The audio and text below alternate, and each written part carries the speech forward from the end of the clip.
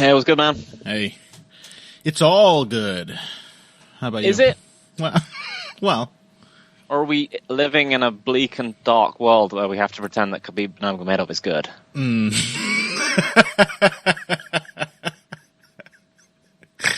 Maybe that should be the cold open. I think it's too hot. It's too hot and spicy. I don't know. I mean, if you don't want it, I won't do it, but I really want to keep upping this narrative of you being a Khabib hater. I need someone else on the show to be as big of a hater as I am.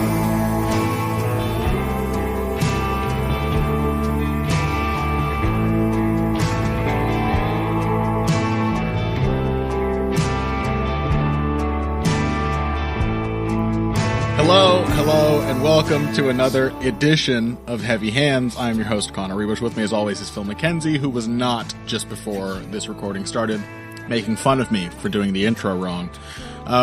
We are here today. I'm not starting over again.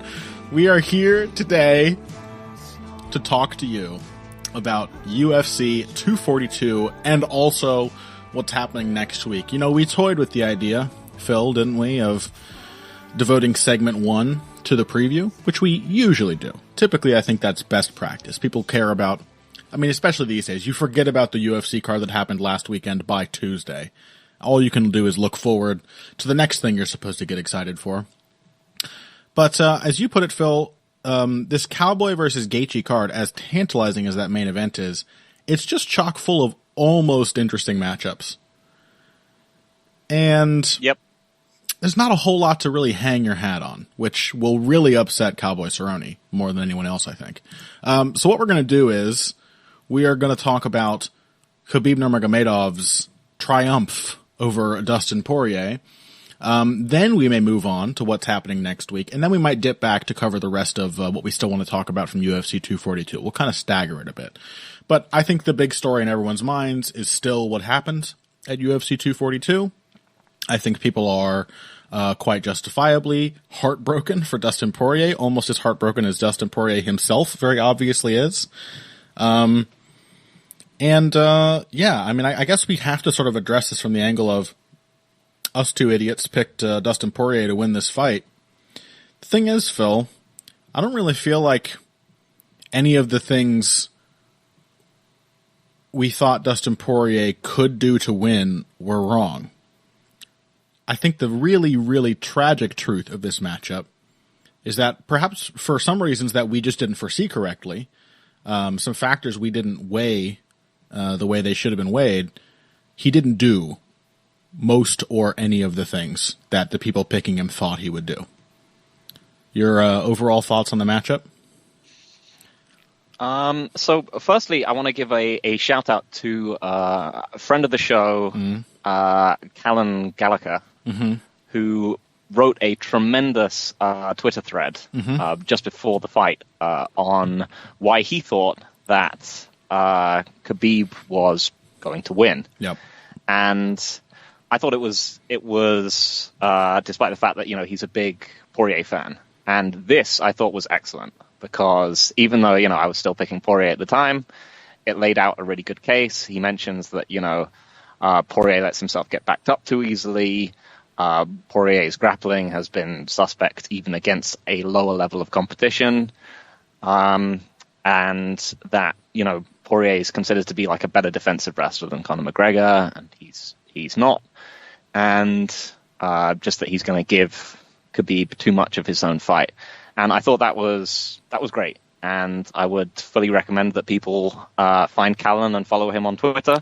He is a great guy who is who doesn't suffer fools lightly. What are you saying, Phil? Am I a fool? Because my last interaction with Callan on Twitter before this was an intractable argument about the stupid graph I made to demonstrate how I score fights minute to minute. And even despite that, I had to give the man props because he laid it out perfectly. Yeah, he is a he's basically Kyle MacLachlan for the on-fleet generation. That's right. Yeah, I realize the only reason I like Kyle as much as I do is I've never ended up on his bad side, right? I'd probably have a much harsher opinion if I ever had to argue with him. Yeah, Callan got it. He got it right. But yeah, so, but other than that, I think they're, even taking into account, I think, that take of the matchup, I think this was both a very good performance from Khabib and sort of a uniquely bad one by Poirier. It's almost, can you call it uniquely bad, or is it merely uniquely bad in the context of modern Poirier? Because this would not have surprised me as a performance from Poirier 5 years ago. Right. And that's the thing, right, is that I think Poirier was extremely, disappointed after the match. You know, we've seen a lot of him, of how heartbroken he was, and it's like I often, like in these cases, I look back at things like that article, which I think I've referenced more than once, the Gay Talese one on the loser, because when Floyd Patterson's talking about how when you lose, you look back at all the things you did to prepare for it. You look back at all the road work, all the preparation, and you think, like, I didn't have to do any of that. Yeah. You think just like, what did I do all of that for? I could have just done this. Like, could have hung out with my kids. I could have come in no shape at all and had the same result. And very good article, by the way. If you guys haven't read it, Gay Talese is the author. Yep. Very, very good interview with Floyd Patterson. And for this one, I kind of felt like that, only more so because it felt like you said, it was like there were 5 years of Poirier of like development that were just left behind. You could have gone back in a time machine to 2014 Dustin Poirier and said, hey son, I got a time machine here. You want to step in? You can come out at the other end and you can fight in perhaps the biggest matchup of the year for the title, a weight class up. And I don't know that young Poirier would have done materially worse. Right. Because all of his development since then sort of went out of the window in this fight. And I think so what we were discussing on we've discussed this on Twitter a bit, is like, was what we saw, like, was this just a function of how these two match up, or was this, and I think it is at least partially that. Yes. I think I've learned that if someone has lost or struggled against Danny Castillo, you don't pick them against Khabib. That's the thing that was most frightening to me before the fight in Callan's breakdown, was like these style elements that I think I overlooked a little bit. And the big thing is, like, not just has this guy struggled in grappling positions, because it's clear, I think he made a lot of the right steps in this training camp to address those grappling situations, you know, and I think he was making progress in slipping out of some of Khabib's strongest spots as the fight went on. You know, he certainly dealt with that body lock against the cage better in round 2 than he did in round 1.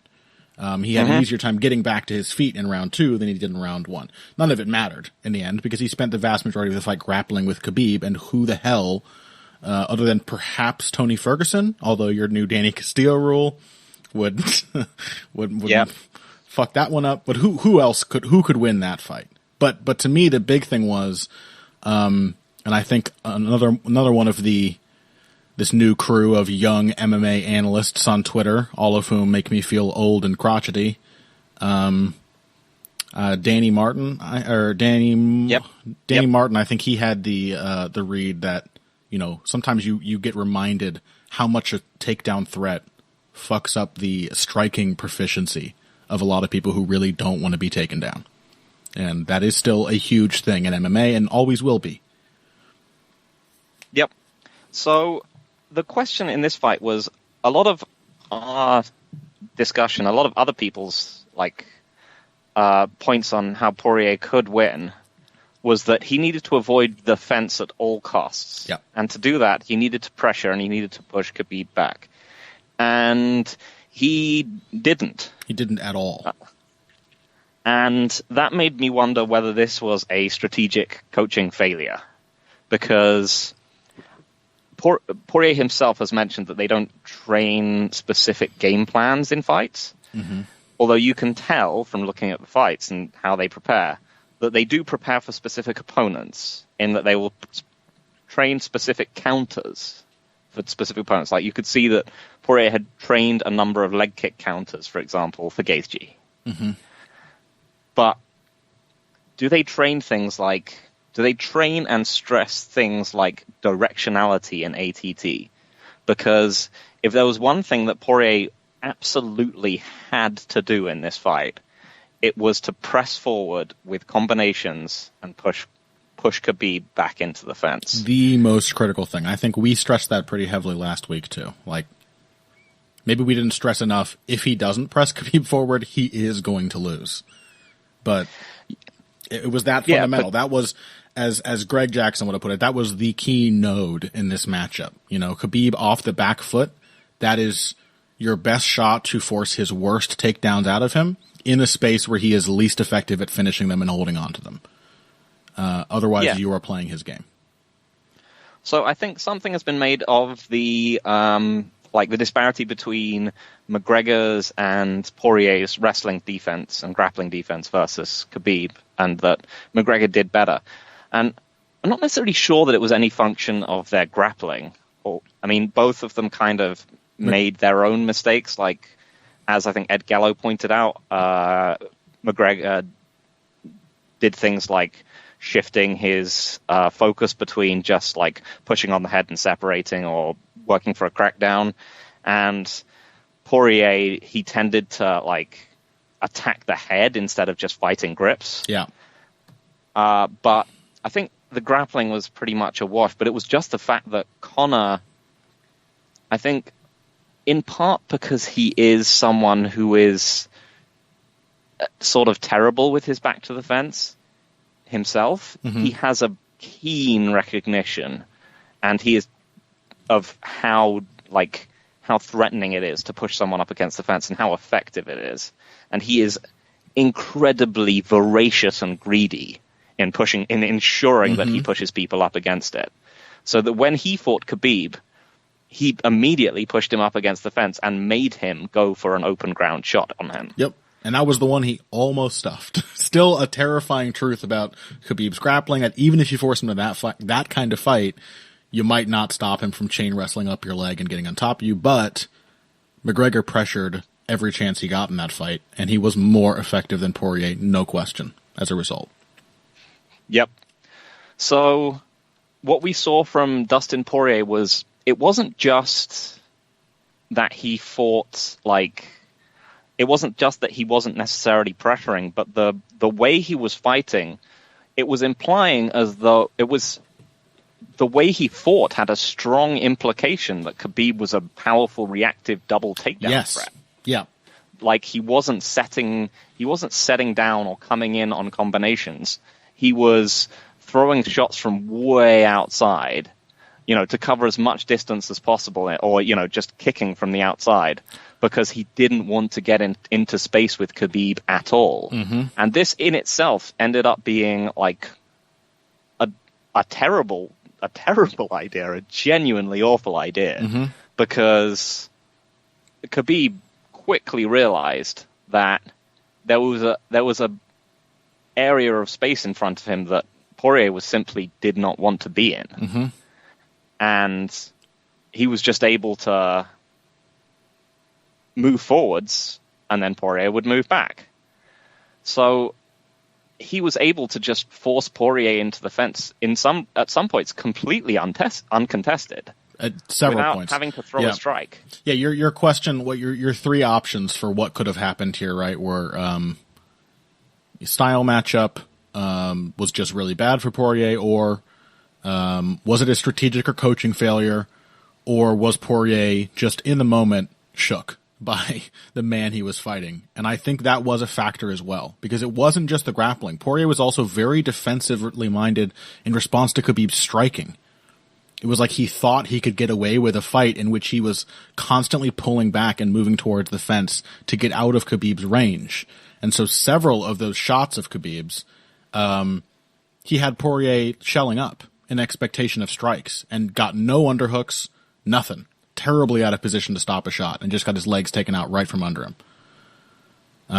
He was, way too cautious in those exchanges. But I do think the coaching thing, like, it has to be discussed here, right? This made me think about Mike Brown as a head coach and ATT's preparation as a whole, right? Like, what you're talking about is essentially my old favorite duality of strategy versus tactics. And I guess I always try to give a refresher to people, but my favorite way of conceptualizing that distinction is strategy answers the question of why, tactics answers the question of how. Any question that you can answer with, or anytime you're asking, how do I solve this problem, you are thinking about a tactic. And anytime you step back from that tactic and think, why should I use this tactic, you are thinking strategically. And pressing Khabib backward to kill the basis of his pressure wrestling game, to force him into, at the very least, he's still dangerous, because he's still insanely fast and very strong, and, as I think we saw here, very scary to grapple with. Like, you just don't want him to start doing it. That affects you mentally. The way to force him into his less effective wrestling game, that's a big strategic question. You need to push him backwards. You need to turn this into that kind of fight. And it seems really, really clear that they didn't even conceive of that, right? Like, I think by the third round, Mike Brown was talking about getting his back away from the fence, but it really seemed like it was kind of like a novel realization, which is, to me, quite distressing, right? Because, like, if you heard, like, Poirier talking about after the fight, it was entirely like tactic stuff. Yeah. It was him saying, I should have pulled full guard for that guillotine. Him afterwards, when he was hurt, maybe I should have done something different. When I went for the guillotine, maybe I should have jumped guard. Right. You know, it was these, like, maybe there were these small tactical adjustments. It was never like, man, we had a totally different game plan and I didn't stick to it. Yeah, my feeling here, I keep bringing this up, and I wonder if this is like too easy, too broad a stroke or whatever, but I keep being reminded of the Rousey era and the woman who finally beat her, Holly Holm, because Rousey was in a similar vein to Khabib, although, you know, like, way less athletic and much less fully rounded, even than Khabib is. She was a singularly dangerous fighter. There was, like, one kind of thing, you know, a very finite area where you just couldn't let her play or you would lose. And her opponents, for her reign, were so frequently fixated on that, that their mindset in training was defensive. Just by nature, it was defensive. That they were thinking, you know, we have to get out of the armbar this way. We have to be prepared for this armbar transition. And Rousey will always have a new style of armbar to surprise you with. It's a completely defeatist way of approaching an opponent like that, right? It wasn't until Holly Holm came around, and yes, she prepped specific things, right? She specifically, Firas Zahabi did a great video after that fight on this. She prepped specifically not to reach for the body lock in the clinches. She didn't want to get hip tossed by Rousey. She prepped specifically for not letting Rousey pull her arm across in the tie-ups either, for the flying armbar setup. Anything that would have made it easier for Rousey to get her to the ground. But her focus in camp was to outmaneuver Ronda Rousey, was to put her in a striking battle that was not her strength. It was all about lateral movement and countering as she came in, single stabbing strikes and then getting back away, maintaining distance, moving side to side, limiting grappling exchanges. And that is how you beat a fighter like that. You don't figure out how to stop their game in the confines of their game. You nip it in the bud. You have to come up with some strategic answer to what's the point at which their game breaks down. What's the point at which where do they build their game off of? And for Khabib, like, we've done a lot of critiquing of Jackson Winklejohn as a camp on this show, I think. And I think they've definitely taken a step back. And I think Greg Jackson, hopefully this isn't too slanderous, kind of doesn't care as much as he used to. That's at least the impression I get from some fighter interviews and things like that. But Greg Jackson would have identified that in Khabib as an opponent. And it does seem glaringly obvious to me that that Mike Brown and the team at ATT did not. Yeah, I think Firas Zahabi is also actually Yes. very good at this. Yes. A lot of his, if you hear him talking about a lot of GSP's game plans back in the day. Mm-hmm. They were just like a big part of them were just like, we need to force this guy back into the fence. It's great. Yeah. It works really well. Yes. Yeah, and I was thinking about, even the examples of where like ATT has done really well. And, as I said, I think it's still, probably the best camp in the world. Yeah.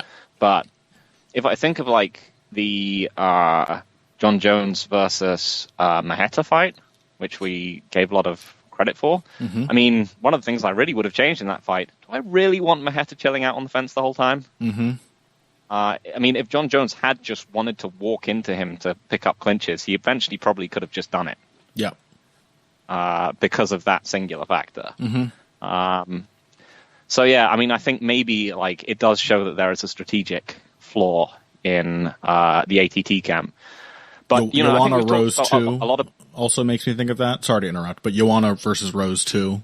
Mm-hmm. Where, like, at a certain point, I mean, she was surging, she was coming back, and it became very clear that to win the match, to seal the victory, she would just have to walk forward and grab the clinch. And she clearly had not prepared to do that at all. It was not in her mind, and she didn't. Mm-hmm. Yeah. But yeah, so we talked a lot about, like, what Poirier did wrong. And I think this is basically just that he threw... He also fought like they were they were just fighting a wrestler, and that it was very the thing you couldn't do was to get close to him. Yeah. But what did Khabib do? I think he did things. He recognized very, very quickly how Poirier was reacting to him. He's a shark. He was just like, man, you cannot show Khabib weakness. He is a shark. Yeah. Yeah. Yeah. He is just a incredibly sharp guy. Yeah. Like. As I said, I don't personally like the strategic construction of like his striking and wrestling, but his understanding of how the strategy of that fight was like could work for him was impeccable. Mm-hmm. I think we also realized. I think once again this was one of those ones where. I once again, was reminded again how fast Khabib is. Yeah. And it was interesting listening to Poirier afterwards because they asked, what was it like fighting him? And he said, he's not actually that strong. And I think this is why I'm definitely going to upgrade like Khabib's speed to like now being his top physical attribute in my mind. Like, because I've always thought of him as just being like Hulk strong. I mean, he is, but Poirier was just like, he's just so smart in the grappling transitions. The way he shifts grips, the way he moves his balance, the way he's constantly just working at you. He was just saying he was just so high level. He didn't feel I fought stronger people than him. He was just so smart. But I think that speed was also something that was throwing Poirier off a lot. Mm-hmm. I mean, the other fastest person Poirier has fought knocked him out almost immediately. Yeah. Because it was Michael Johnson. And we mentioned even at the time. And, of course, Conor McGregor knocked him out, who at the very least has very quick hands. Yeah. But when, we've talked about Michael Johnson versus Khabib, that was the two fastest people at lightweight. Yeah. No doubt. I would still say that now that Michael Johnson is back at lightweight. And... Is he? So, I think so, yeah. Oh. Well, you're weird. You keep up with the career of Michael Johnson. You're strange. I have a. I know I really you do. shouldn't like Michael Johnson. He's probably a very bad person, but I kind of do. Don't out yourself once again on the show by rooting for Michael Johnson. You've done that once before. I'm sorry. Your reputation is already in tatters. But yeah, it's also the fact that just like when Khabib was. Because I think this is also something that happened with Jose Aldo. When people were fighting him, and they just saw him, like, how he was moving at distance and how he was reacting to things, mm-hmm. it immediately just made them think, oh my god, I can't attack this guy. Like, he's reacting to things so fast mm-hmm. that I don't think, like, I just don't want to throw things. Because everything when I start to throw at him, I can see him reacting to it, like, as almost immediately as I start throwing it. I can't do anything to this guy. His reactions are all bad and untechnical, but his reactions are all bad and untechnical, but they're really quick. He really is Daniel Cormier. Yeah, but he's like, if you were 5 times faster than a normal person, it wouldn't matter if you weren't trained at all, because they would never hit you. Right. That's why everyone thinks Demetrius Johnson has great striking defense. He's insanely fast. I mean, it was like that second kick that Poirier threw at Khabib, and he caught his foot. That was such a bad sign to me right from the start. It was that he caught it, and also the fact that, like, Poirier it seemed like he had a moment where he was like, oh, this is not a normal person's grip on my foot. He didn't get his foot back very quickly. He had to hop around with someone who was just gripping his ankle with one hand on the wrong side, an outside monkey grip. Like, yeah. Yeah. And it was like, this person is blazing fucking fast. Yeah. And they are very strong. Strong hands, at least. Khabib, you have to say, the man has insanely strong grips. And a hell of a squeeze. And so, like, but when it comes to defusing that kind of ability, just like pure raw fucking speed, you have to think about how to do that. Mm-hmm. I think the best example we've seen of someone doing that was the almost comically silly looking performance from Alexander Volkanovski, which was incredibly intelligent. Is that against Jose Aldo? Is that all he did was just start up an incredibly stupid-looking jig of feints, and then kind of jig his way forward, like, over time, like throwing out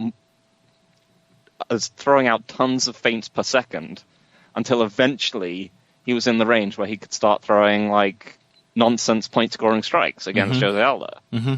And that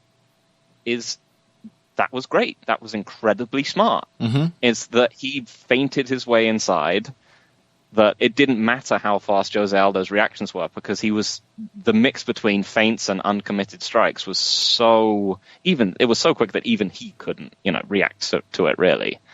That when he was trying to pull away from it like it was power strikes, it wasn't, he wasn't necessarily getting away. And Volkanovski was just able to start building up point-scoring offense. Poirier did almost the exact opposite of just throwing big strikes from range. He struck like a man who was just incredibly anxious about the distance between himself and his opponent. Every strike was a reach.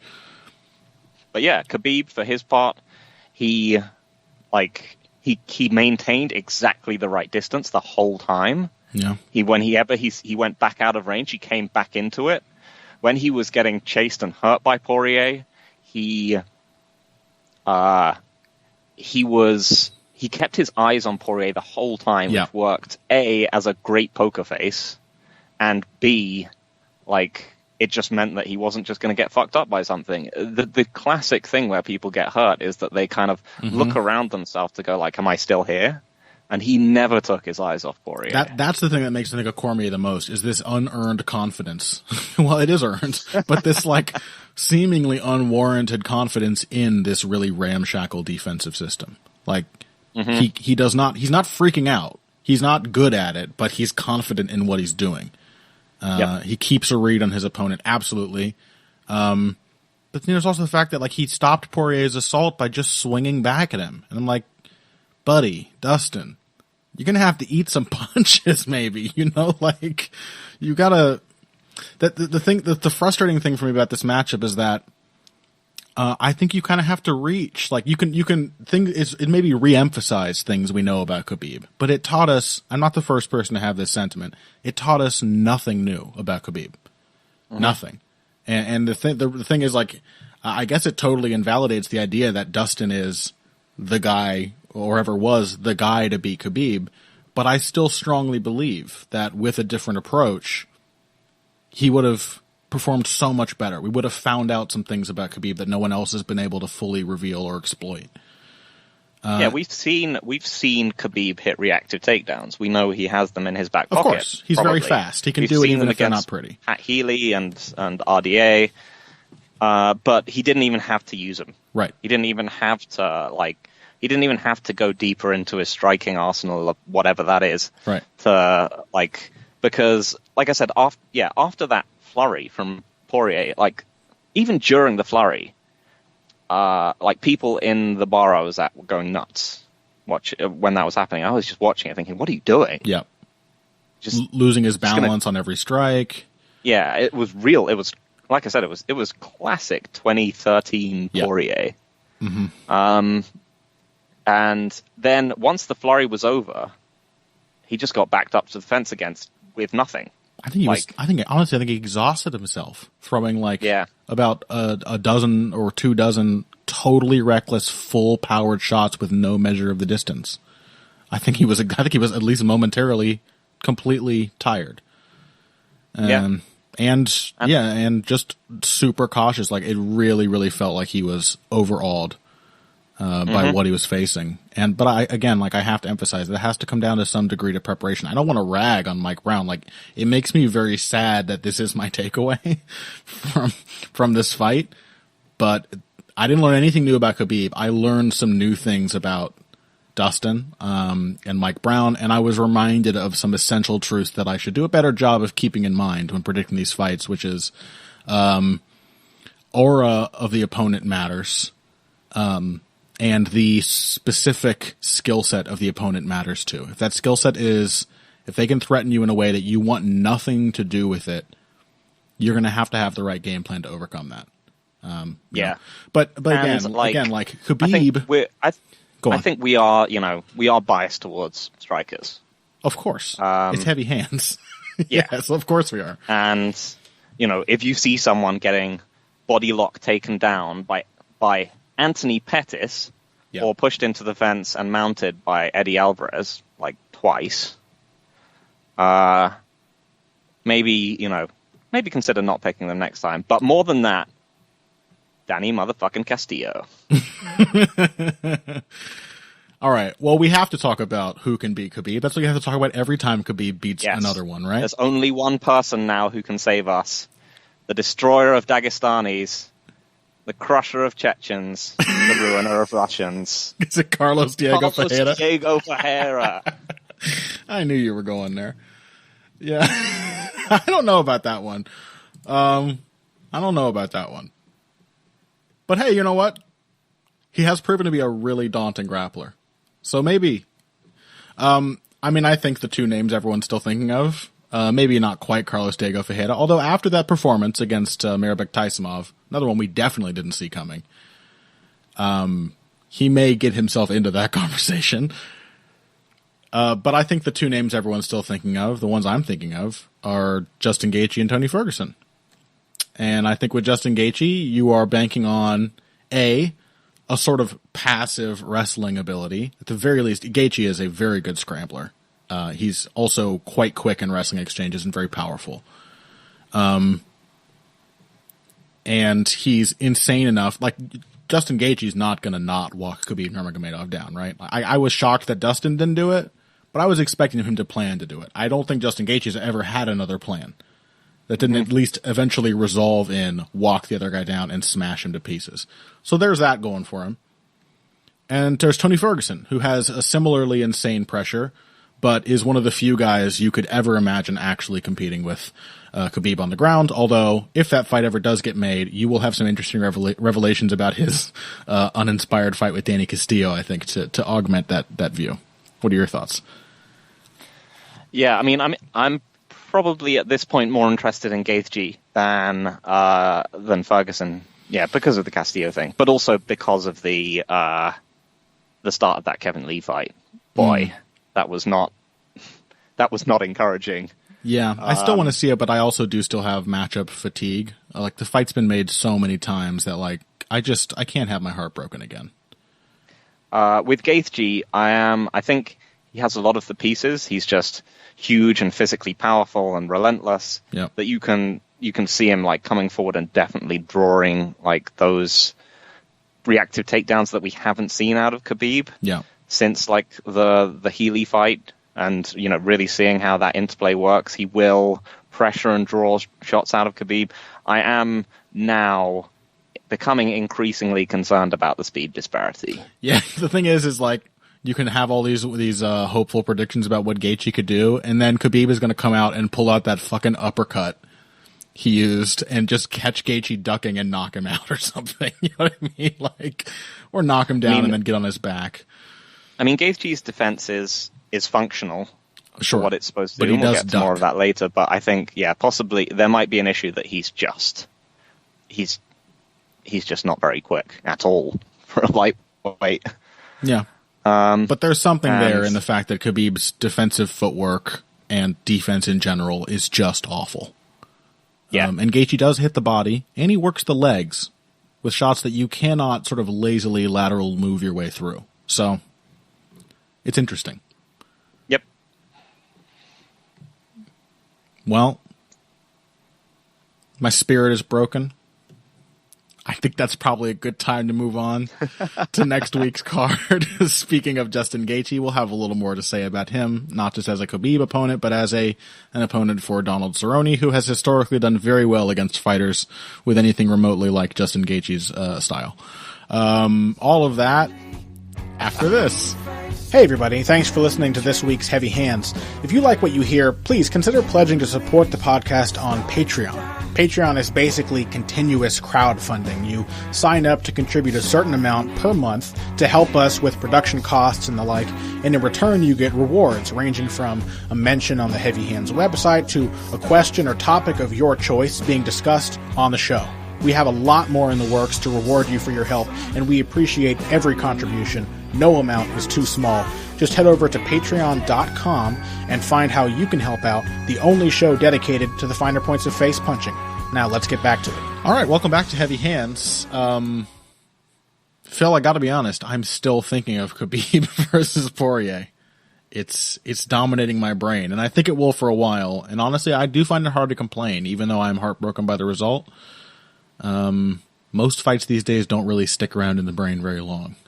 So, I mean, regardless of how critical we are of, like, we might be of Khabib, like, this is undeniable greatness. This is my God. 28-0, and, like, I think I've probably got to put him as my pound-for-pound number one fighter in the world. Probably. Like, and I kind of suspect that this is actually a real narrative, except by the dumbest MMA fans out there. And I mean, like, dumber than normal MMA fans. But he's also, like, it just has to be said, in case those people do exist, he's not a boring fighter. No. He's certainly, like, he's worth watching. It sometimes feels like a shame that he's worth watching, but he's worth watching. I mean, he's, like, again, we got to mention the fact that he's one of those guys who has completely inverted the grappling paradigm of get your back to the fence in order to get up from takedowns. Yeah. Because it's just a death sentence against him. He's going to strip out every post. He's going to lock up your legs and grapevine them, and you're never getting back up again. Yep. I mean, he was the first, and then we've seen, Damian Maia, Kamaru Usman, like Gregor Gillespie does a bit of that. Mm-hmm. He's created a shift in the meta game, as we say, for sure. But we are actually going to stop talking about it. I don't know why I brought it up again, but we're looking ahead. Donald Cerrone versus Justin Gaethje. I may have spoiled this one a bit if you hadn't already figured out what the dynamic is. But that's kind of the theme for this card, I think, is straightforward dynamics. Very straightforward matchups here. Cerrone is less so than ever before, but still very much allergic to pressure. And Justin Gaethje is the pressure fighter in this division. Even perhaps more so than Khabib. Justin Gaethje, has he ever fought off the back foot in the UFC? Ever? I mean, just plain ever. No. Yeah. So, that's kind of it, right? I mean, I think one angle from which I want to approach this is, this is something I think that Donald Cerrone has gotten much better at. I think he's a lot better. He's still vulnerable. All the same vulnerabilities are more or less there. He's tightened up his defense a little bit. His footwork has gotten, slightly better by degrees over time, over the last few years in particular. But I think tied to those things, he has gotten better at fucking people up who come after him, at delivering damage off the back foot.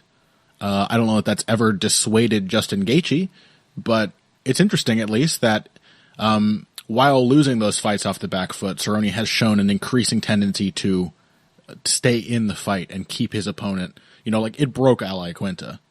Al Iaquinta he didn't really try to pressure nearly as much as he should, but he certainly was quickly convinced not to, and then each round reminded of why he wasn't pressing forward. Cerrone has become, I think, much more of a wood chipper without having to move forward to be that way.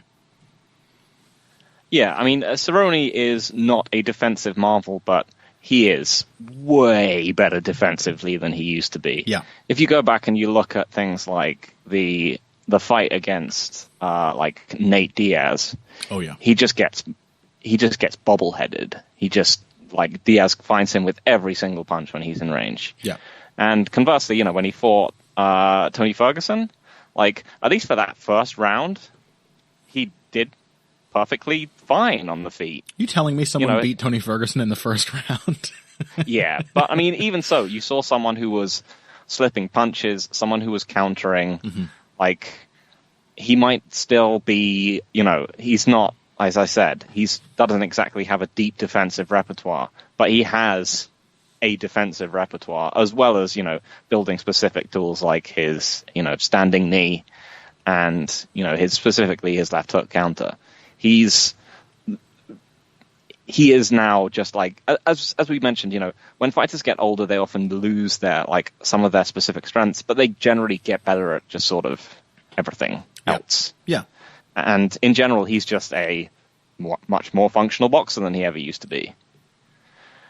But yeah, the general the general style matchups, those haven't gone away. He's become better at the things he's bad at, but they're still obvious weaknesses in his game. And Justin Gaethje, we mentioned this when he fought Edson Barboza, is a cripplingly terrible matchup for Donald Cerrone. Yeah.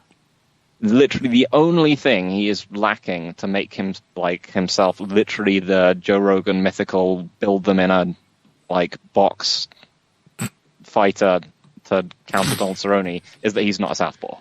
But other than that, he attacks the body, he kicks the legs, he keeps the pocket, he's incredibly relentless. He has he's a very strong defensive wrestler who also fights his way out of defensive wrestling, fights his way out of scramble situations incredibly quickly, meaning that Cerrone's just not going to be able to double leg him. It's an awful matchup for Cerrone. Yeah, and tends to fight his way out of those positions aggressively as well. That is the most terrifying thing about Justin Gaethje, is that any kind of defense he brings to the table is designed to enhance his offense or to lead to offense. So if he scrambles free and still has a hand on the back of your neck, you are getting uppercutted in the mouth. If he slips a punch and you're in range, you're getting kicked in the leg, or you are getting hit with an increasingly sharp array of straight punches. I just think it's pretty straightforward. Like I said, Justin Gaethje's, he's going to do a slightly better job of pressuring Cerrone. So he's going to instantly, I think, nullify the small technical improvements Cerrone has made. And it's just going to be the style matchup. Maybe Cerrone's footwork has gotten better. His counterpunching has gotten better. But guess what? Justin Gaethje kind of has a jab now. He showed that against Edson Barboza. It was very effective. He also showed against Barboza and a lot of this may come down to confidence, but he is also an underrated technician in a lot of ways because his fights are so wild. He showed the ability to compete at kicking range with a famously good and dangerous kicker. And that would be Cerrone's one angle in this matchup you could think of, is getting Gaethje to duck into kicks and knees outside of punching range. And I just don't think, Gaethje does not mind eating a kick and then immediately smashing you. He doesn't mind fighting at kicking range as he's pressing forward. So he's just going to eat up space and make every aspect of this fight his own, I think. I don't think it'll take all that long, to be honest. I would not be shocked by a first-round knockout for Gaethje. No, I think there's a very, very solid chance it looks a lot like the Barboza fight. And I think the other thing we saw in the Barboza fight from Gaethje is that we saw a lot more. We saw a better defensive repertoire, as well as him coming in behind a jab more. We saw him actually slipping punches more. Not just ducking under everything? Sorry? Not just covering up and ducking in response to everything? Yeah, exactly. Not just waiting for him to get himself to get hit and then returning, but slipping whilst keeping his eyes on Barboza. Not just ducking his head and destroying his own vision, as he's had a tendency to do.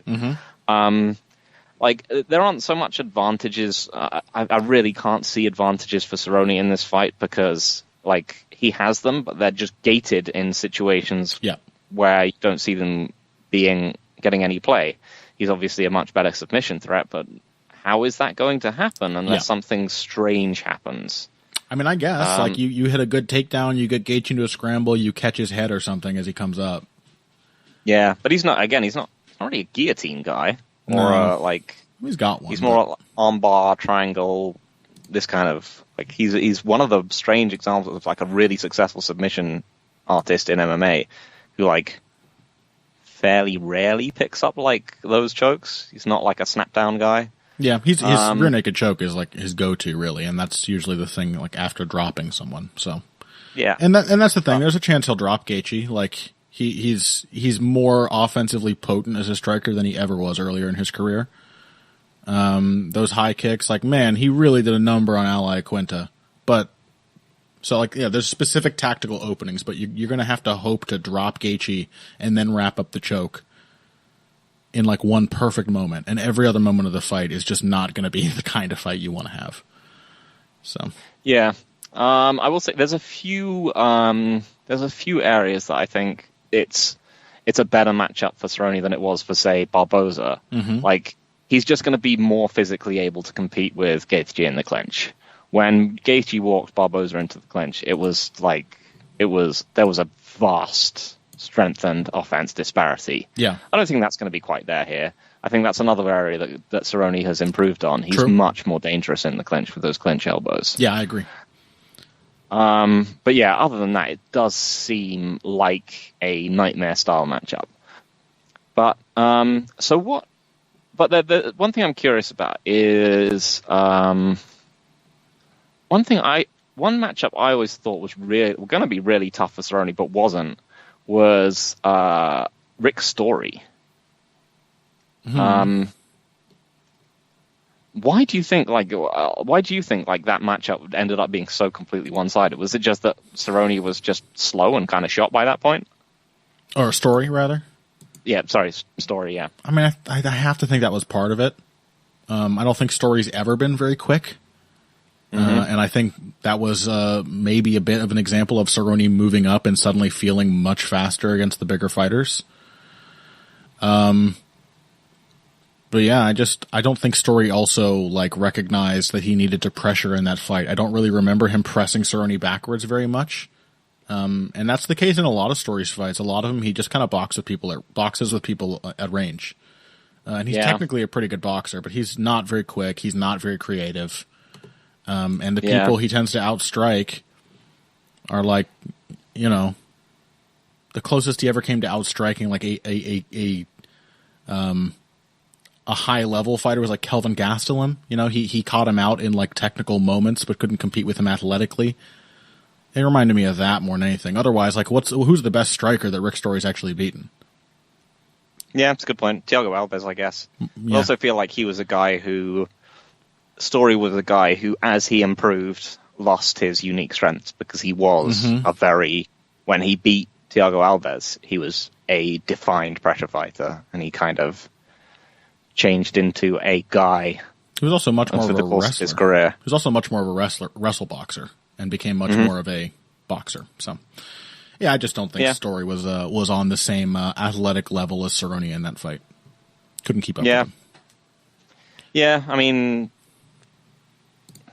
I can't really add to that much. Yeah, so the Story was just too slow, and I think whilst I think Gaethje is probably one of the slower lightweights, he's very efficient, and he really doesn't let people out of the out of the pocket once he gets there. He is efficient. That's a good word to use for Gaethje that most people probably wouldn't even dream of using for him, but he's getting increasingly efficient with his boxing technique. Yep. Yeah. So I think, all the things that Cerrone is good at they're really designed to take out blitzers. That's why he was so good against Hernandez, because he's designed to, like, as you rush in and take a big step, he's going to hit you with a double leg, or he's going to hit you with the counter knee. Mm-hmm. If you just walk in on him and fuck him up, I don't think he's ready. He's not really built for that. He's just going to have to trade punches with you. And whilst he has some craft there, I don't think it's enough. Mm-hmm. Yeah, I think that's about it. We've plumbed the depths of that matchup. Cerrone will have dangerous moments. I mean, like, you're going to watch this fight, right, guys? It's Donald Cerrone and Justin Gaethje, both extremely reliably fun. So even in a losing effort, Cerrone is very rarely boring, unless it's Leon Edwards, who has had an exciting fight with Leon Edwards. It's kind of his greatest superpower, is dragging everyone into that interminable pace. Okay, well, another minor theme maybe for this card ties into last week's episode, or was it the week before? The okayification of the light heavyweight division.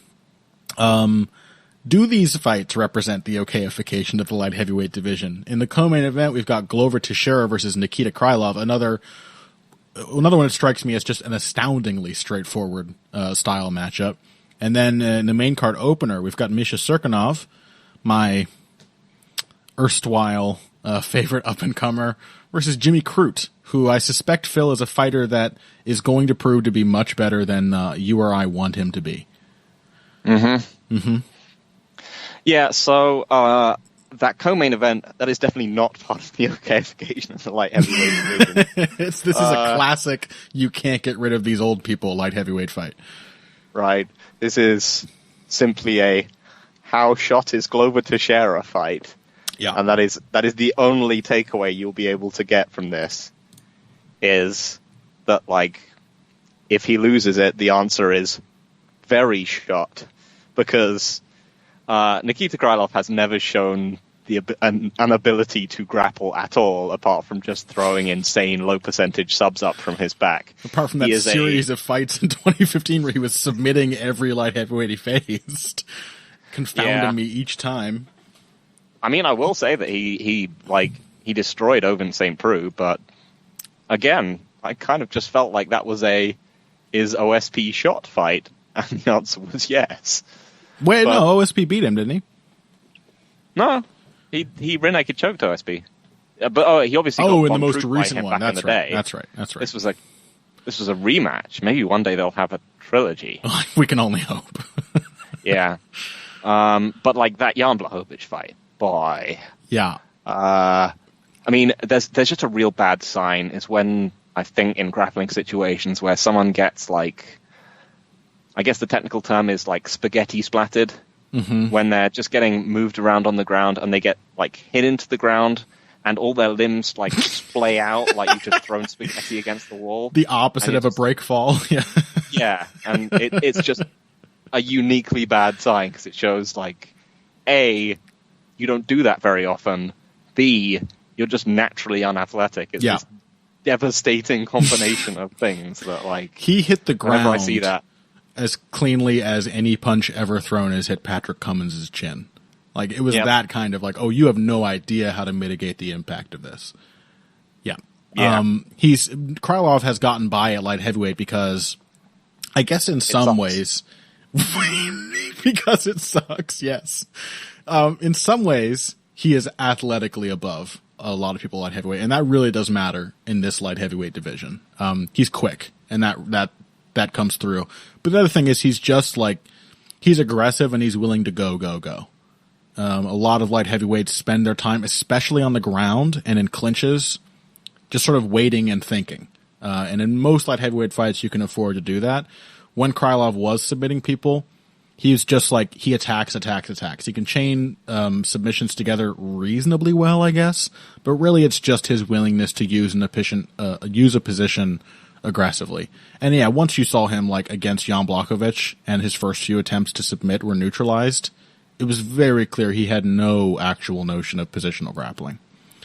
And it's astounding, really, because he's basically the exact same fighter he was when he fought Soa Palele in 2013. Except that he doesn't exhaust himself in a round. That's true. Yeah, his staying power has improved tremendously. That's true. And I think maybe just experience, having more fights where he's actually like getting beaten up by people maybe has changed that. But probably just better conditioning too. I have a feeling he's doing this as a living now, and maybe he wasn't for much, but just before that fight, his UFC debut. But otherwise, like, unless he can head kick or hit Glover Teixeira with like some miracle uppercut or something, then there's no way I can see him stopping Glover Teixeira's wrestling. Yeah, I mean, I was remembering him as beating OSP like reasonably cleanly that second time, but actually he got mounted and then managed to get out, and then OSP just got super tired. So, yeah. Light heavyweight, so ladies and gentlemen. He's going to get arm triangled by Glover Teixeira unless Glover Teixeira is shot, and there is a very distinct chance that Glover Teixeira is shot. There is, although given that last fight, people who've gone against Glover lately banking on his being shot, they have not come out well. No. The man is still very crafty. He stays extremely calm in terrible situations. And unless you have a very strong baseline of takedown defense, you're not beating him. Mm-hmm. That's about it. Okay. Well, how about the main card opener then? Just a couple words, I guess. Misha Cirkunov, Jimmy Crute. Jimmy Crute is, as I said, I suspect going to be lots more effective in the light heavyweight division than either you or I would want him to be, because he's he's not a very subtle or confident seeming striker. He puts a lot of effort into his strikes, into everything really. He's one of those guys who just turns beet red within 2 minutes at the start of the fight, because he's straining so much, and he does look tired. But I suspect he's a pretty good athlete. In the sense that, like, he seems to recover well. I mean, maybe that's just a factor of conditioning. He does seem to recover well. He seems pretty quick and powerful by light heavyweight standards, though. So he's got that going for him. And I mean, he's a guy. He's a guy. He's perfect light heavyweight. I mean, he's reasonably aggressive and can fight in a bunch of positions. I mean, it's really not tremendously a good thing that he just got repeatedly out-wrestled by Paul Craig. Yeah. But that he was also then it is a good sign that he was able to then, like, reverse Paul Craig. Out-grapple Paul Craig, yeah. So those are, like, which is weird, because those are two, like, completely opposite skill sets. You'd be like, it's actually really easy to not get out-wrestled by Paul Craig, but it's actually quite hard to out-grapple Paul Craig. Like, how are you doing this? How did we ever dare suggest that this division's getting better? But yeah, he is a guy, but the other thing is like, I know friend of the show Ryan Wagner is excited to see him fighting again, but he's a guy, and like, I guess I've probably got to still pick Misha Cirkunov to win against him, because Misha Cirkunov is good at some things. He's actually, like, he's good at a lot of things. That's why he's such a heartbreaking prospect for me. Because, like, man, I remember his fight with Iwan Kutalaba. He outboxed that dude a lot better than Glover Teixeira did. He worked his jab. He was countering. He was slipping shots. It just turns out, like, he does not have the chin needed to hang in this division. Like, I think we can confidently say that. He just gets hurt and knocked out way too easily. But also, he does just seem to kind of have, like, lapses in clinch positions and on the ground that you really don't want to see out of someone who is nominally a grappling specialist. Yeah, I mean, he's a great, like, example for why you should try and avoid being, like, tricked into thinking that people are good at light heavyweight. Yeah. Like, just because they show a bunch of good stuff, they're probably just lying to you to get you excited and then make you disappointed afterwards. Yeah. They're going to turn out to be terrible in one way or another. Yeah. They always do. And so, following that wisdom, I'm going to go ahead and pick Jimmy Crute there. I think he's going to knock Cirkunov out. Brutal. Yeah. No, he got out wrestled by Paul Craig. Yeah. I gotta pick Jimmy. I gotta pick Misha Cirkunov. I mean, he's been really good. Like when he's been able to out wrestle people, he's done pretty well. Like he's quite a good judoka. He's quite good in top position. He's got a great just head mashing top control and great chokes and. Yeah, I mean, I'm assuming he's not like Has he had all of his hype crushed? Because you need to do that before you can become okay at light heavyweight. You need to disappoint people so much that by the time you get good, and you're like, you'll become all right, and you just have to go out there to people, and you're going, guys, I know I used to suck and get fucked up all the time in really stupid ways, but I'm pretty decent now. Once you are like Corey Anderson or Ryan Bader, you need to get to that point, and so that no one cares anymore. It could still happen. It is light heavyweight. Yeah, it could happen. I mean, he has been in many respects even more weirdly disappointing than those guys. Yes. Like it's just like, what? Yeah. But yeah, he's still good at taking people down and doing arm triangles. So I think he's going to take Jimmy Crute down and do an arm triangle on him. Sorry, Ryan. I hope you're right. Do we want to say a couple things about the one that you were weirdly interested in, Uriah Hall versus Shoeface? I mean, how can you not be interested in this one? These guys are super weird. I guess. Again, like they kind of belong at light heavyweight.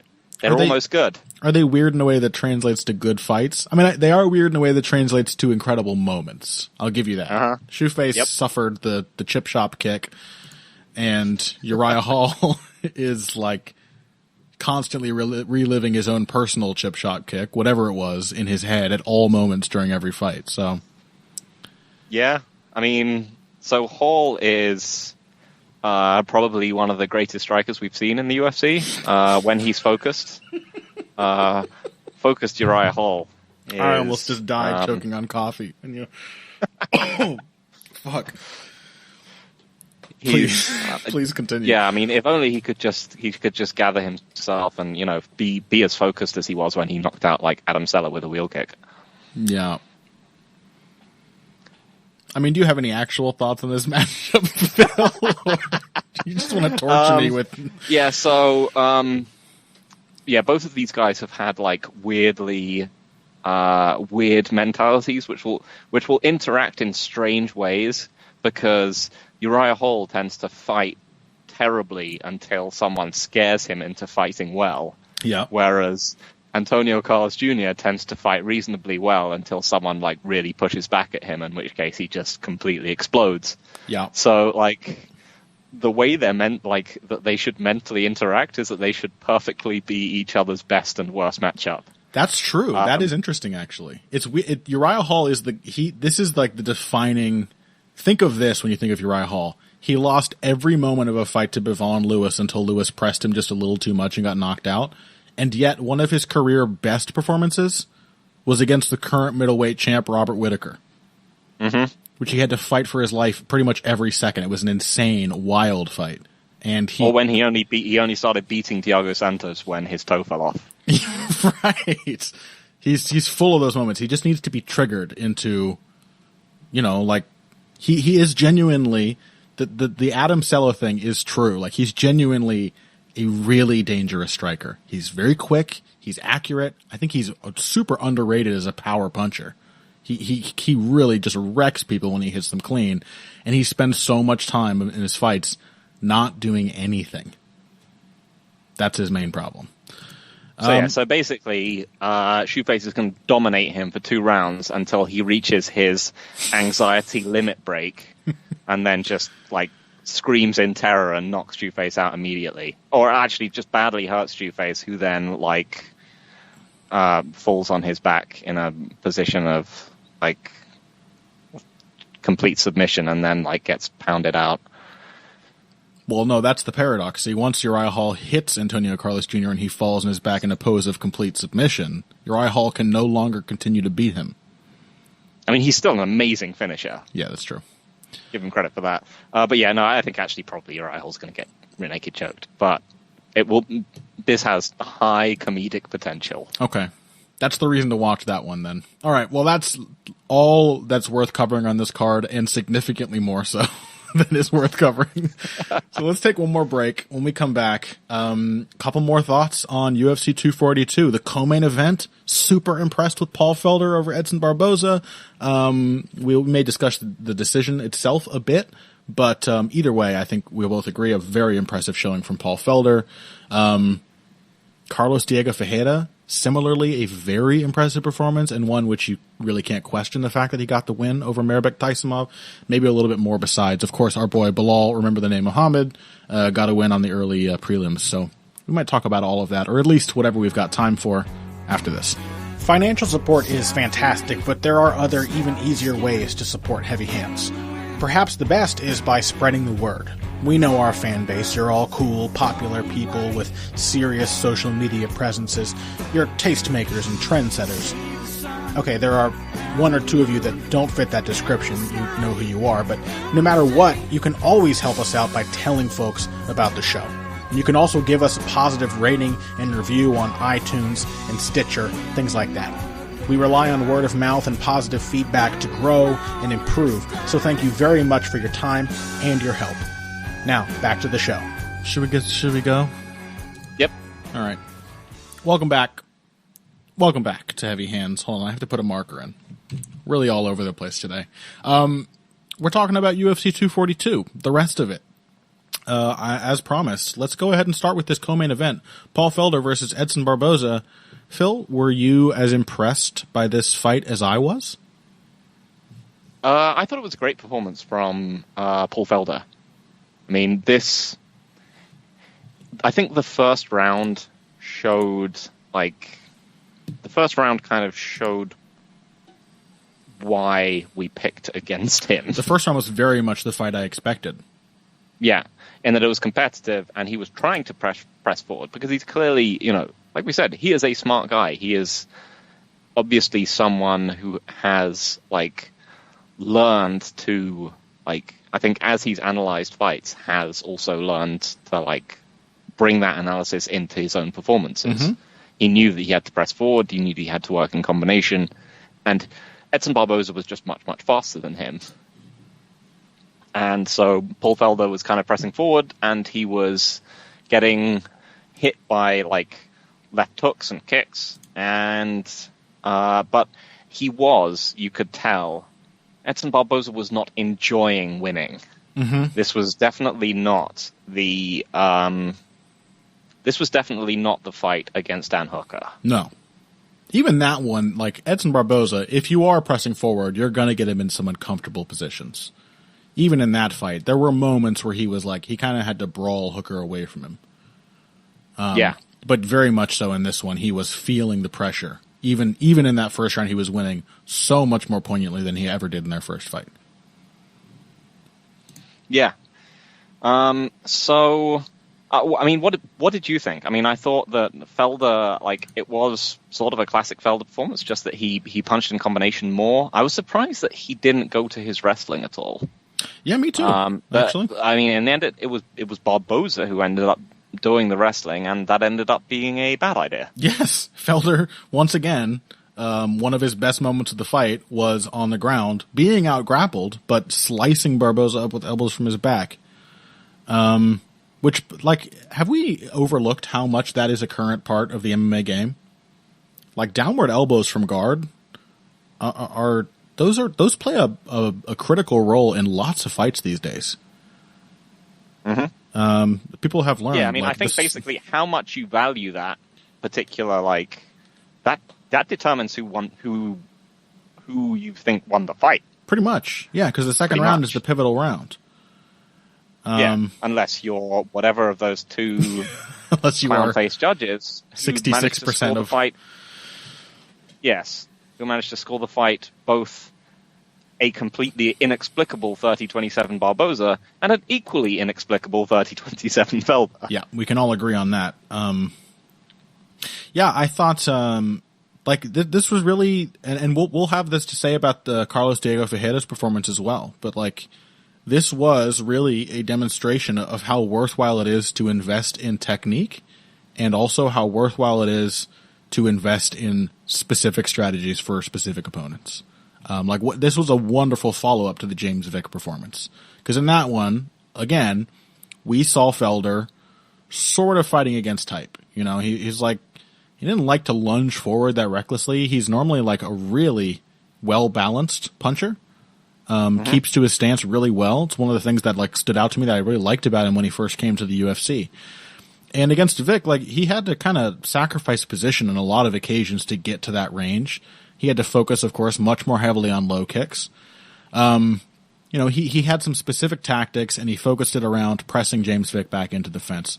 Here, he had to redouble the amount of aggression that he did that with in the James Vick fight. Here, the problem was not so much like, am I looking for the overhand? Am I looking for the low kick? Where is his body, his gigantic body, open to strikes? It was a matter of, how consistently can I keep the pressure on this guy? I have to have him thinking about things and worrying about things constantly. And he clearly struggled with that in round one, and was really loading up on his shots. And I think he himself, Felder himself, said in the post-fight interview, like, his corner told him, take steam off your punches. You have to throw more than one. They really seemed like they wanted him to initiate the exchanges, but to make sure he had the last word. And he did a really good job of that in the third round especially. I mean, credit to his conditioning for absorbing some hellacious body shots, and plenty of punches to the head as well, which do affect your energy levels. But he did a great job of making sure that he countered when he got hit, and threw less powerful punches in tighter combination with each other. I think that was huge. Yeah, I mean, I enjoyed the fact that like both guys actually like punched to the body. It was, I mean, Barboza's always been like an underrated body puncher. For sure. His problem there is simply that, like, as we've mentioned, for whatever reason, he simply just seems to have no actual power to stop people at all. Yeah. But yeah, I will say that in contrast to Felder's excellent corner, I thought Barboza's corner kind of failed him. And This is again bad because I think it was ATT, right? I don't know if it was specifically Mike Brown, but he is definitely training at ATT. But I don't know, I can't remember who exactly it was in his corner, but they did exactly the same thing that Mike Perry's corner did against Vicente Luque, and they told him that he was up 2 rounds. And I think this may be... Okay, I would very much caution against this if a fight is at all close, especially in, like, you know, modern... especially, you know, given the state of judging. Just in general. Secondly, you have to think about who your fighter is in that particular, like, in that particular kind of situation. And in both the cases of like Mike Perry and Edson Barboza, they are bad back foot fighters. And they are fighting someone who is increasingly revealing that their only desire in the fight is to press forward harder and harder with each new round.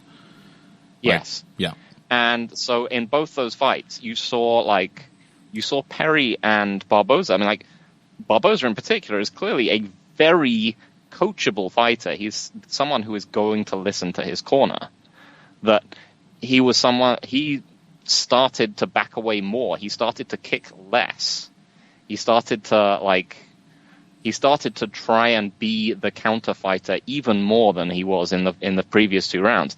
And it just made him dangerously passive. And this is exactly the same thing that's happened with Mike Perry. Mike Perry was like, oh, well, if I'm up, all I kind of need to do is survive this round. But his way of surviving the round, his best chance of like surviving the round was to come forward and enforce his game on Vicente Luque. Yeah. His best chance was not to move away because he sucks at it. Yeah. And exactly the same is true of Edson Barboza. Like, he was not going to, like, his best chance of surviving was to keep the middle of the cage and just have, like, a mid-range kickboxing match with Paul Felder.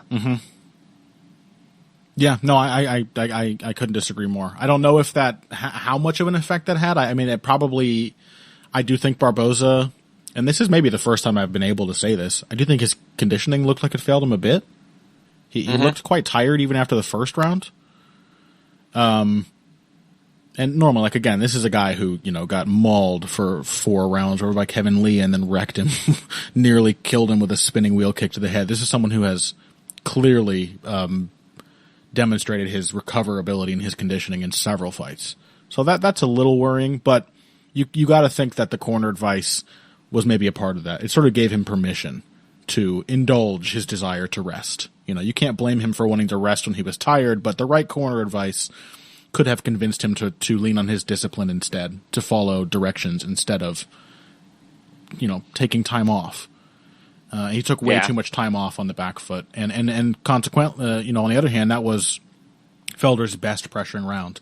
He was just the most determined to keep his feet moving forward, which I understand why he was reluctant to do so earlier. Like, Barboza's hitting him with these awful kicks, and he's countering him when he does commit, but he was feinting his way forward. He was constantly pressing the pocket, constantly making Barboza reassess the range.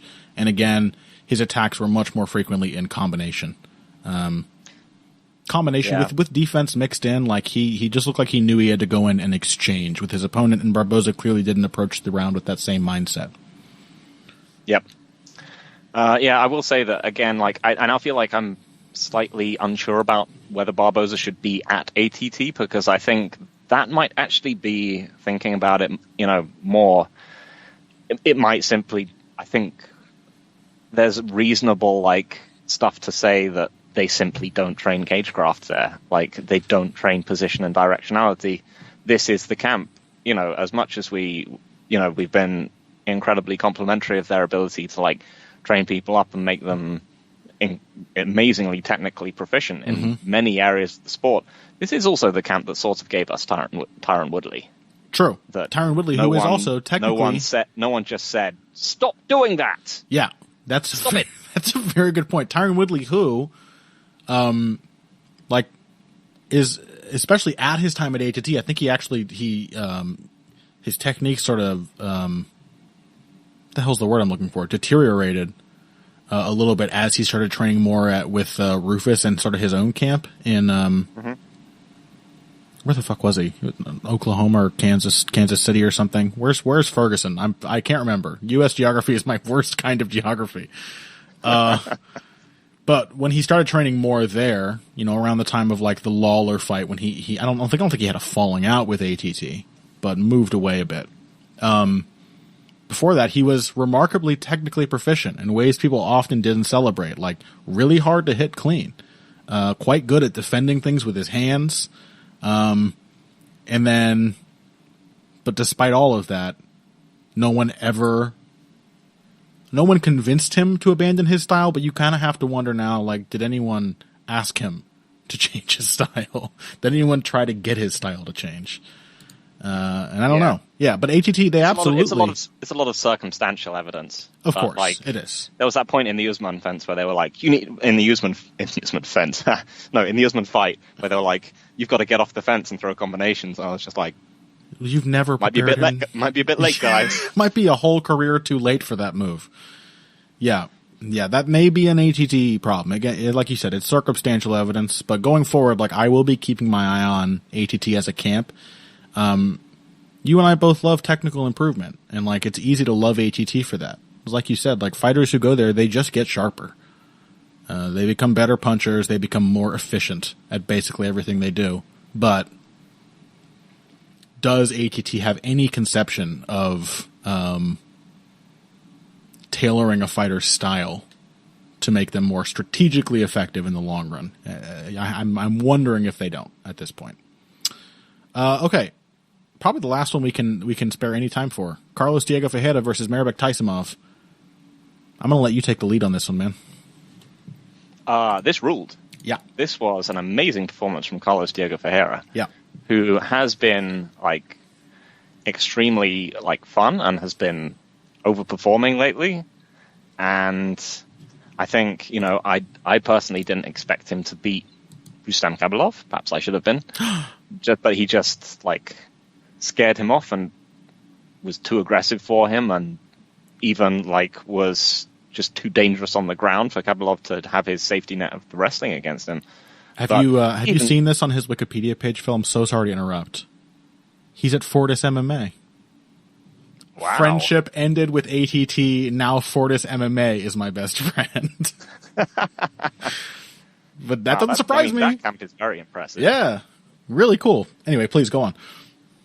The general dynamic of this was that, he's been a super aggressive striker who relies on his incredible grappling as kind of the way of saving him from people who want to get out of his grappling and who want to get out of his striking and take him down. Mm-hmm. But, the people he's been crushed by are, just those who can strike with him.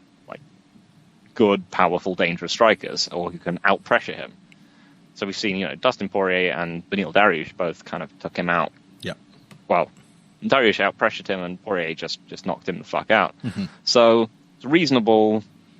There was a reasonable assumption that Mehmet Taisimov would just try and throw something big at Mehmet Taisimov, who would just rip his head off. But we saw an amazing pressure game plan from Diego Pereira. He took tons of steam off his punches. He threw in combination. He dictated kicking exchanges by constantly just throwing this snap kick to the body as he chased Taisimov around. And whilst Taisimov is a dangerous counterpuncher, he was simply not sure when to throw back. Yeah. I mean, he hurt CDF in the first round and knocked him down and won that round. But he'd been losing the fight up till then, and Carlos Diego Ferreira got back up and resumed doing exactly what he'd been doing. Yeah, go on. Yeah, I mean, it was just a marvelous pressure performance. It consistently kept in the right space, wasn't scared of what was coming back at him, but had a game plan that was built to kind of mitigate those threats. He wasn't going to be as out of position as he used to be, but back when he was winging crazy shots. I mean, the difference between for a similar kind of background and a similar background and sort of focus on becoming a striker between Carlos Diego Ferreira and what we saw from Davi Ramos. Davi Ramos should look at Carlos Diego Ferreira and be wow, this guy gets it. Yeah. Granted, it's been a slightly longer road for Ferreira. Mm-hmm. He's had more time to develop that. I'm very pleased to just think about this matchup, because this was I was almost about to say this is an example, the lone example on this main card where it was all about specific technical improvements, but really it was a perfect marriage of molding your style into the perfect strategy plus just having much sharper technique than ever before. Specifically, a huge factor in this fight, and anytime I see this play such a heavy role, it just reminds me of what a scarcity of it we have in MMA, but just striking defense. Carlos Diego Ferreira slipped punches and rolled under punches. He moved his head very consistently in this fight. And it's once you see that, you're how many of Taisimov's opponents have tried to get their head out of the way of the right hand? Uh-huh. How many of them have slipped that shot? It's the reason that Ferreira looked so calm and composed after he got dropped, because he backed up to the fence, and then twice in a row he slipped the right hand until he was recovered. He just got away from that big power shot. But the other thing is that he showed much better straight punching. He showed much better defense, and stayed a lot more balanced when he was throwing. Those are all technical improvements. He sharpened up his game. And I have to imagine that if he really is at Fortis MMA, that camp played a part, because they have produced some astoundingly technical and well-prepared fighters in just it feels like the last year. But also his approach. Going into this fight, I thought the interesting thing was, Carlos Diego Ferreira is insanely aggressive. Mehmet Taisimov is going to wait on counters. At the very least, he's going to get into exchanges with Taisimov, and most people don't even get that far. Instead, he drew out Taisimov's counters. He feinted him, he led with his jab, and then he moved his head away from that shot and then came back. He was aggressively countering, pressuring forward the entire time, every chance he could, and making Taisimov lead. Taisimov thought he was countering. It's what he normally does. But Ferreira was so deceptive with the way that he led into range and then got his head out of the way. Pretty much after that first round, like almost every major exchange seemed to go his way. He seemed to have the last word on every single trade of shots. It was just a really, really smart performance. Yeah, and we've seen that, like, you know, Taisomov's approach is all built of big blocks of power. Mm-hmm. That he is a good counterpuncher, but he is a extremely committed counterpuncher. He is a good kicker. He is an extremely committed kicker. And so he found himself just under a constant stream of offense. Yeah, completely unsure of when he could throw back. Like I said, I love the fact that Ferreira was just constantly kicking at him. Mm-hmm. He completely dictated the kicking exchanges because Taisumov was unable to brace and throw. Yeah. Whereas Ferreira was constantly braced because he was in good defensive position as he came forward. You know, he would draw out that shot. Taisumov would sell out for, I don't know, say a right hand to the body. And Ferreira would just catch it on his elbow. And it turns out that when Taisumov was throwing, he was way more out of position than when Ferreira was throwing.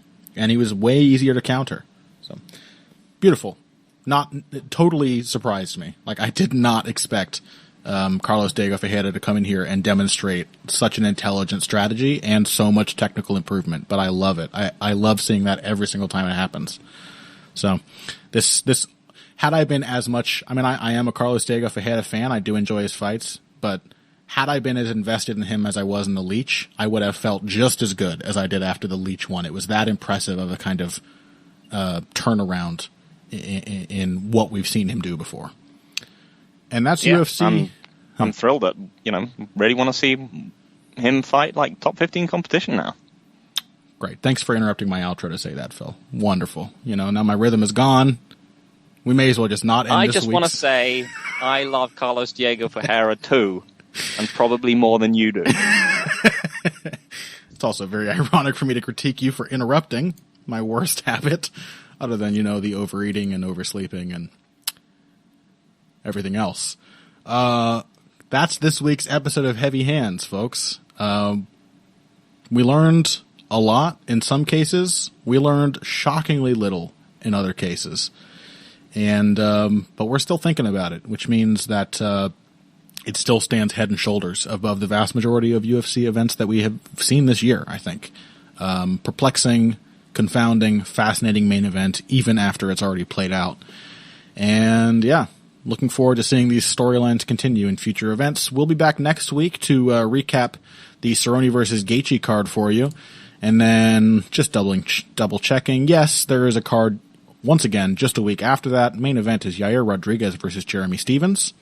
If that is still booked by the time we get there, that sounds quite fun. So we will be back next week to discuss that with you.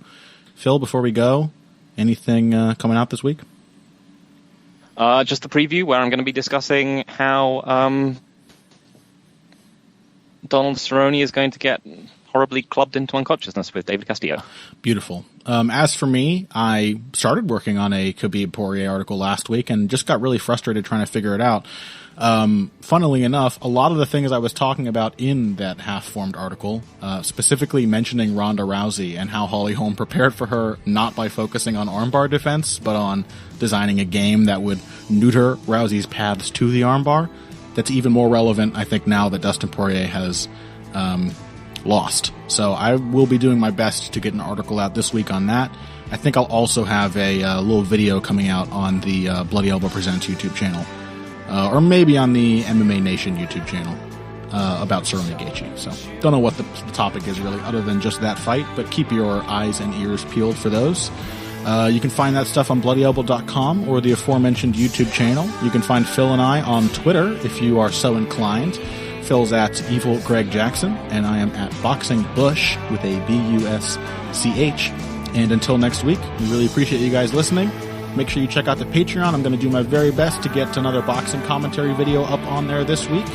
But again, until next week, if you came here today for the finer points of face punching, you came to the right place. This has been Heavy Hands.